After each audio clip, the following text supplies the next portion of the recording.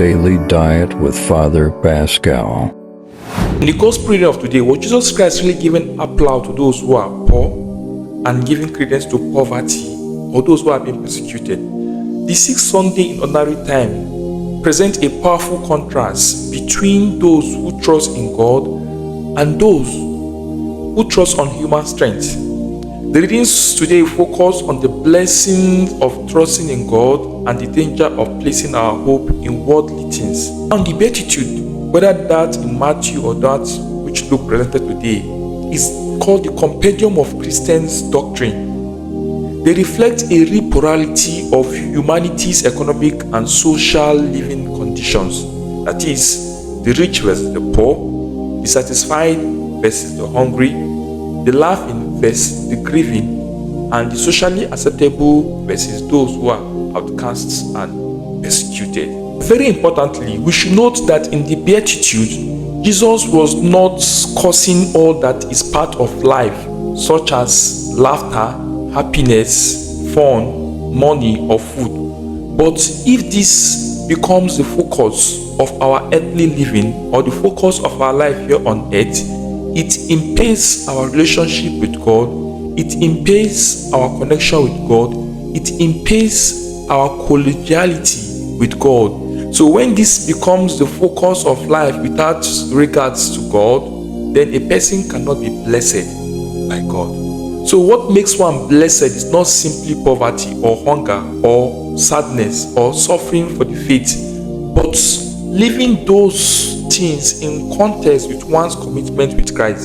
So I've seen a man who is poor, who does not even have love for God or care about God, or is all about concerns for worldly things, reading of newspaper, magazines, questioning authorities and government policies.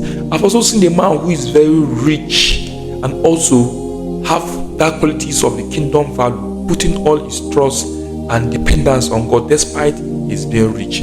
I've also seen a man who is poor and also very rich in the kingdom values. I've also seen a man who is very rich but very also poor in the kingdom values, who do not put his trust or commitment in God, but rely solely on his earthly gains, his wealth, his fame, and his popularity. Now, the temptation of being rich, being full, being satisfied, being spoken well of, is that it barricades our relationship with God, because it makes us to become self-worship, self-gratified, self-centered, self-satisfied, and selfish. And this may impede our relationship and our connection with God, which Jesus Christ affirmed. He said, "Blessed are the poor," not because poverty is good, but because dependence on God leads to true riches. He said, "Woe to you, rich," not because wealth is evil, but because self-reliance without God leads to spiritual emptiness.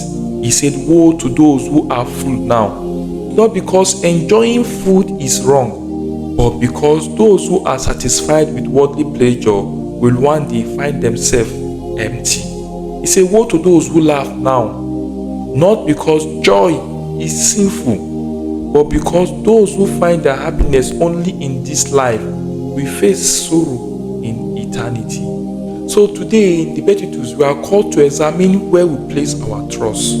Is it in money, in success, human approval, or God's providence? Nourished by His words daily.